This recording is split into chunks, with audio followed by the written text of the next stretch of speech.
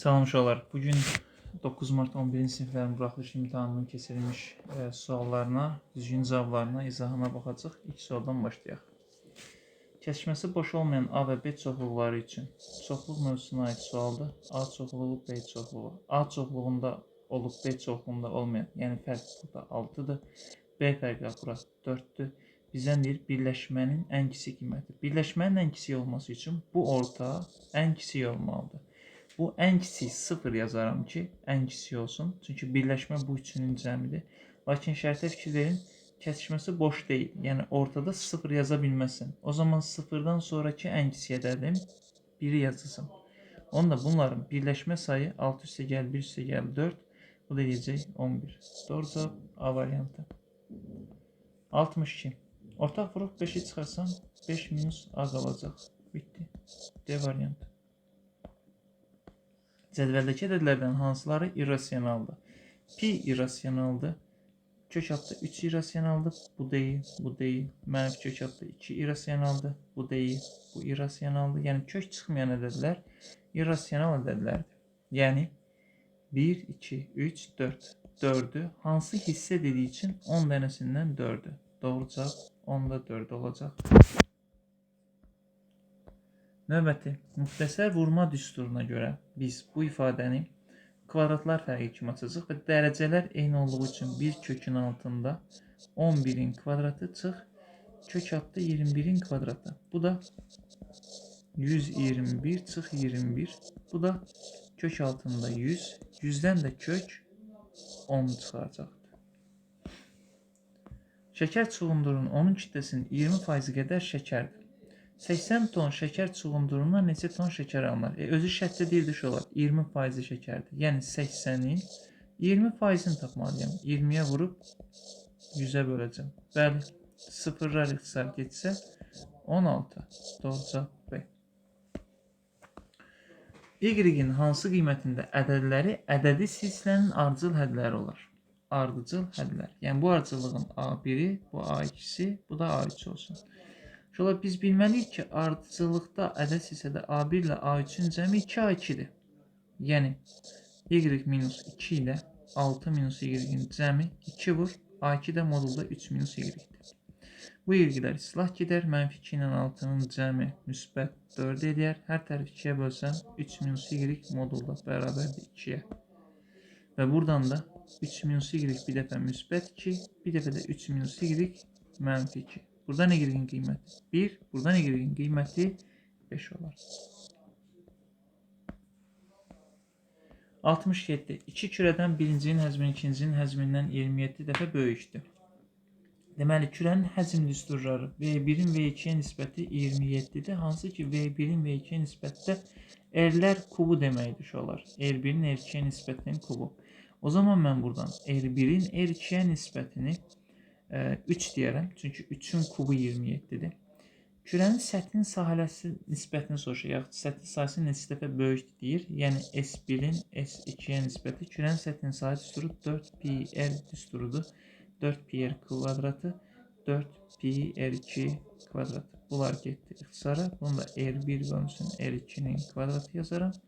Bu da R1 bölü 2 3'lük kvadratı 9 olacaq. 68. Bu şərti ödəyən ən böyük ən kiçik tam əllərin hasilini soruşur. 6'dan kiçik ən böyük tam əllim 5'dir. Mənfi 5,3'dən böyük ən kiçik tam əllim mənfi 5'dir. 5'in mənfi 5'ə hasili mənfi 25. Y variantı. 69. 2 perpendikulyar müstəvinin birindən 2 cm. Uşaqlar perpendikulyar müstəvi budur. Bunu biraz bu 1, bu da 2. Yəni bu müstəvilər bir-birinə perpendikulyardır. Daxilindəki nöqtə birindən 2 cm, məsəl üçün buradan 2 cm məsafədədir, digərindən isə 4 cm məsafədədir. Bizdən bu məsafəni soruşur.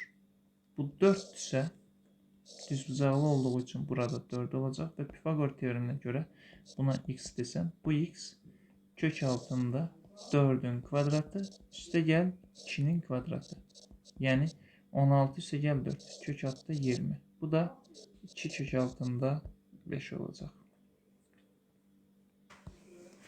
Doğru cevabımız 2 kök altında 5. Yəni C variantı.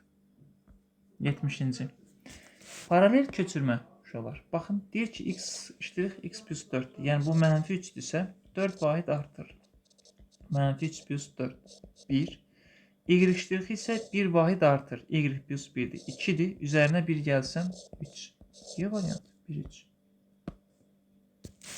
Diaqonalların sayı olan qabarıq çoxcağının tərəflərinin sayını tapın. Qabarıq çoxcağının diaqonallarının say düsturu n vurulsun n minus 3 bölünsün 2 düsturu ilə tapılırdı. Məxrəc 1 çarpaz vursam n vurulsun n minus 3 bərabər olar 18-ə. Nədən 3 çıxıb bir-birinə vursam 18 eləyər? Təbii ki, n 6 olmalıdır. 6-dır ki, bu da 3-dür. Doğru cavab D. Loqaritma. Kvadratlar fərqini əvvəlcə açaq. Kvadratlar fərqi bir dəfə 14 çıx 14, bir dəfə də cəmi 24. Uşaqlar, bu 24-də ixtisar gedəcək, qalacaq loqaritma 2 əsasından 4. Bu da loqaritma 2 əsasından 4 2-nin kvadratıdır. Bu 2 gəlir qabağa. Loqaritma 2 əsasından 2 mənə 1 verir. Doğru cavab 2. C variantı. 73. A parametrin hansı qiymətində tənliyinin həlli var? Sinus x ifadəsi 1 və mənfi 1 arasında yerləşir. O zaman A çıxılsın 1 bölünsün 2-də 1 və mənfi 1 arasında yerləşir. Hər tərəfi 2-yə vuraq ki, uşaqlar, bu kəsir içsin. Bunda 2 geçsin. Mənfi 2, A minus 1, 2. Hər tərəfin üzərinə 1 gəlin. Mənfi 2-nin üstünə 1 gələndə mənfi 1. 2-nin üzərinə 1 gələndə də 3. Doğru cavabımız mənfi 1, 3 olacaq. 73. 74. Uyğun tərəfləri paralel olan iki bucaqdan biri o birinin 80%-ni təşkil edir. Yəni 1 ilə 100x deyək, digəri nə olsun? 80x olsun. Ki bunların da cəmi uyğun tərəfləri paralel olan bucaqlarda 180-dir. 180x bərabərdir 180 isə x-in qiyməti 1-dir. Deməli, bucaqlardan biri 100, digəri isə 80-dir. Böyük bucağı soruşur 100 dərəcə. Kompleks elədilər. 1/5 ədəd nə qədər böyük olursa 4-ə bölürdük, qalığı tapırdıq. Bunu bölsəm, qalıq 1 qalır. Deməli, z1 bərabərdir 9 minus x-i. 35-i 4-ə bölsəm, z2 bərabərdir y. Qalıq qalar 3. i/3-də mənfi i olduğu üçün bu y minus 6i olur. Uşaqlar, a plus bi kompleks ədədinin qoşması a minus bi-dir. Yəni, fikir verin, qoşma kompleks ədədlərdə həqiqi hissələr eyni, yəni bu 9 bu y-ə bərabər olmalı. Xəyali hissələr isə bir-birinin əksi, yəni buradakı mənfi x, buradakı mənfi 6-nın əksi, müsbət 6 olmalıdır. O zaman x-in qiyməti də mənfi 6-dır. X-i y-in cəmini soruşur. 9 üstə gəl mənfi 6, bizə də bu bizə gələcək 3. 76-cı sual. 4 sinus kvadratı ilə 4 kosinus kvadratından 4-ə ortaq vuruq çıxarsam, sinus kvadratı plus kosinus kvadratı alfa qalar. Çıx. 1 plus tangens kvadratı alfa bizə 1 bölünsün kosinus kvadratı alfanı verər. Vur. Kosinus kvadratı alfa. Bunlarda ixtisar gedər. Sinus kvadratı plus kosinus kvadratı 1 verir. 4-ə dəydi oldu. 4 çıx 1. 4-dən də 1 çıxsaq 3. 77-ci sual üstü tənlik. 3 vurulsun 5 üstü x üstə gəl. 5x plus 1, 5x vur 5 üstü 1 bərabərdə 200 yazaram. 5 x-i ortaq vuruq çıxartsam 3 plus 5 200-ə. Buradan 5 üstü x vurulsun 8 200-ə bərabərdir. X 5 üstü x da 25-ə. 5 üstü x 25 isə x neçə olmalıdır? 2. Yəni ədədin üstü neçə 25 eləyir? 2. 78. Surətdəki ifadə x minus 1-in kubudur. Məxrəcdən 2-ni ortaq vuruq çıxarsam x kvadratı minus 1 olar. Bölünsün. Surətdəki ifadə x minus 1-in kvadratıdır. Məxrəcdəki ifadə x plus 1-dir. Bu da bərabərdir. X minus 1-in kubu ilə işim yoxdur. Bu 1-i kvadratı yazsam kvadratlar fərqinə görə bunu x minus 1, x plus 1. Bölmək tərsinə çevirib vurmaqdır bu x plus 1 surətdə. X minus 1-in kvadratı məxrəcdə.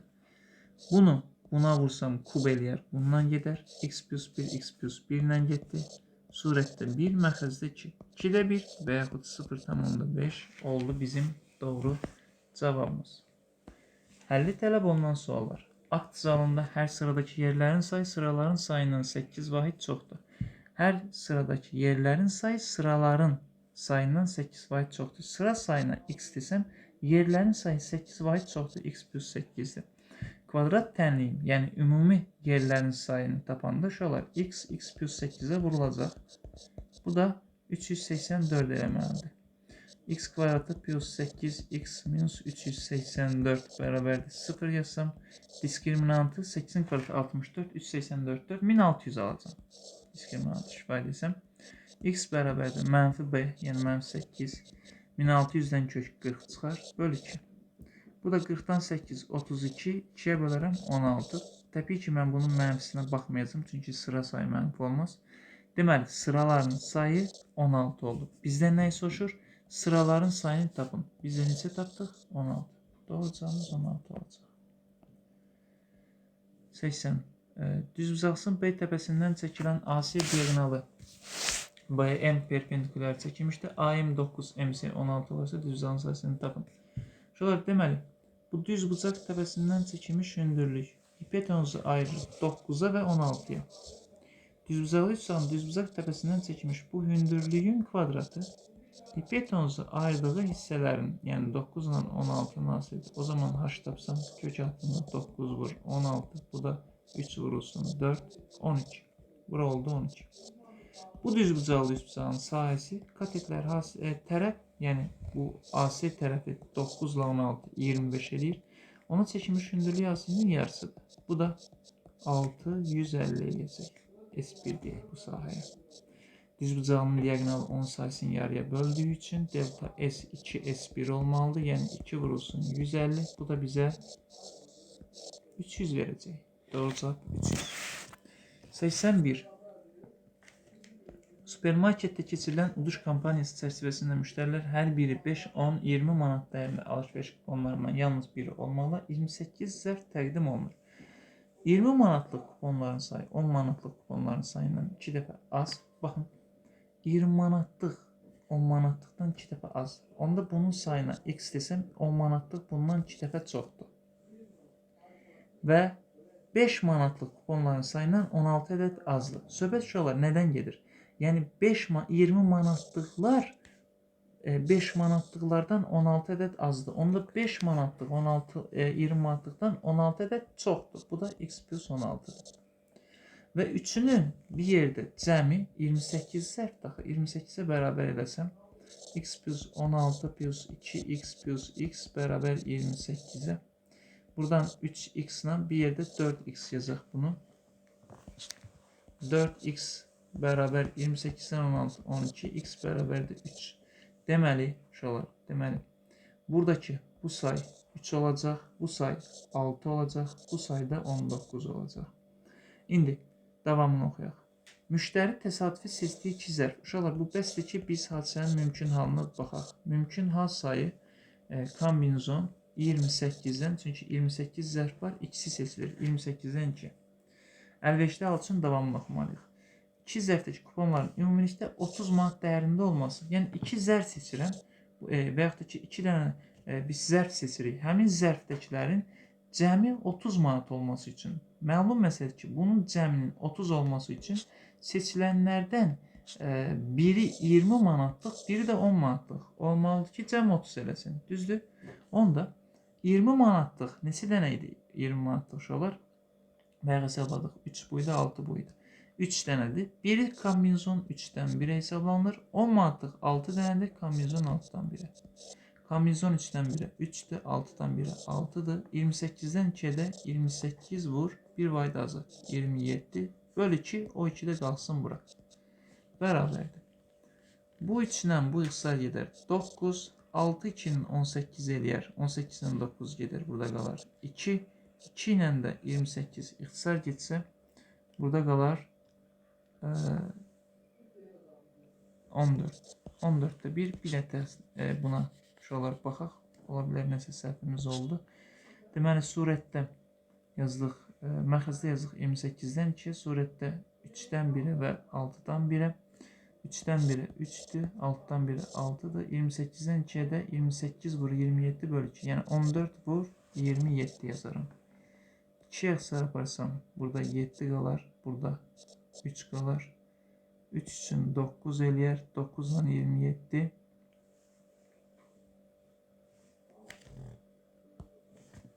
Burada 3 qalır. 21'də 1. Uşaqlar, doğru cavab 21'də 1. Bəlkə hansısa səhvlik olmuşdu. 82-ci sualımıza baxaq. 82-ci sualda bu toxunanla radius arasındakı bucaq 90 dərəcədir. B bucağını bizə 40 dərəcə verir. Onda bu düz bucaqlı ABC üst bucağından A bucağı olacaq 50 dərəcə. Və bir nöqtədən çevrəyə 2 toxunan çəkiləndə bu 50 ilə bunun cəmi 180-dir. İndi madəm ki bu 50-dir, buranın da özü 130 olsun ki 130 ilə bunun cəmi 180 olsun. Yəni 180-dən biz m-i çıxarıq və yaxud 50-ni çıxarıq. Buralar 130 dərəcə. 83-cü suala baxaq. Açılışı verilmiş düzgün piramidanın tam setinin sayısı budur. Ümumiyyətcə S tam, S yan plus S oturacaqdır olur. S tam 360'dır. S yan setinin sayısı nədir bilinmir. S oturacaq da 100. Onda buradan S yan 260 olur. Hansı ki yan setin sayısı P oturacaq vurulsun apofen bölünsün 2'dir. Şuralar oturacaq gördüğümüz kimi bir dənə kvadratdır. Kvadratın sayısı da tərəfin kvadratdır. O zaman tərəf 10'dur. O zaman P oturacaq da 4 vur 10. Kvadratın perimetri 40 olur. Nəzərə alsaq 40 vurulsun L apofen bölünsün 2 bərabər 260. Bundan bu qısar getsə 20L bərabərdir 260'a. L də bərabərdir 10'a. Yəni apofen 13 olur. Cədvəldə bir qrup tələbələrin boylarının uzunluqlarına görə verilmişdir. Bu qrupdakı boyu 170'dən çox olan oğlan, 170'dən çox olan oğlan 2Y soruşur. Ümumiyyətcə, çox rahat bir misal, çətin misal deyil. Oğlan bu qədər, qız bu qədər, cəmi budursa, yəni 3x plus y bərabərdir 21. Bir də x plus 2y bərabərdir 17. Və salam, tənliklər sistemini həll edib y tapmaq lazımdır. Bunun hər tərəfini mən 3'ə vursam, onda 3x plus 6y bərabər 51. Bunda olduğu kimi yazsam 3x plus y bərabərdir 21. Tərəf-tərəfə çıxsam, bunlar islah 6y-dən y, 5y, 51'dən 21, 30. O zaman y-in də qiyməti 6 olur. Məndən bunu soruşurdu. Yəni şərtdə də baxın 170'dən çox olan oğlan bunu soruşurdu. Y-in qiyməti 6 olduğu üçün 2'yə vurdum. 12 oldu. Doğru cavabımız. Və sonuncu sualımıza baxaq.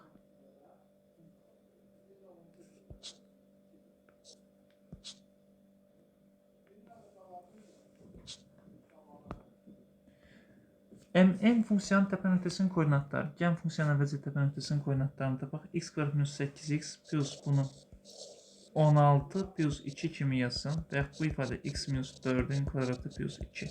Təpə nöqtənin apsisi 4, ordinatı 2'dir. A nöqtəsi budur. Deyir ki, bu funksiyanın qrafiki apsis oxuna, koordinat başlanğıcına və ordinata. Uşaqlar, A nöqtəsi apsis oxu OX oxuna nəzərən simmetrik olanda gəlib duracaq burada. Yəni B nöqtəsinin koordinatı x olduğu kimi qalır, y əksinə dəyişir. Bura oldu B. Sonra deyir ki, koordinat başlanğıcı. Koordinat başlanğıcı nəzərən deyəndə hər ikisi əksinə dəyişir. -4, -2. Yəni bu buradadır. Artıq bu məsafə nəsə bir o qədər gəlir bura. Uşaqlar, burada olacaq. S nöqtəsi deyən buna -4, -2.